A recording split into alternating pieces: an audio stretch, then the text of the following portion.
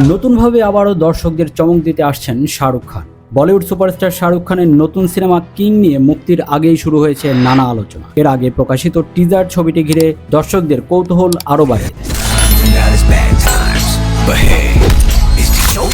এবার জানা গেল সম্প্রতি সিনেমাটি একটি বিশেষ অ্যাকশন দৃশ্যের শুটিং শেষ করেছেন শাহরুখ খান। ভারতীয় গণমাধ্যম বলিউড হাঙ্গামার প্রতিবেদন অনুযায়ী বিজয়া দশমী উৎসবের পটভূমিতে নির্মিত এই অ্যাকশন দৃশ্যটি টানা 8 রাত ধরে ধারণ করা হয়েছে। প্রতিবেদনে বলা হয়, দৃশ্যটি এমনভাবে নির্মাণ করা হয়েছে যাতে ঐতিহ্যবাহী বিজয়া দশমীর শোভাযাত্রা আবহ ফুটে ওঠে। ঢাক ঢোল, রঙের উচ্ছ্বাস এবং বিসর্জনের দিনে উন্মাদনা সব মিলিয়ে সেটে তৈরি করা হয়েছিল উৎসবের।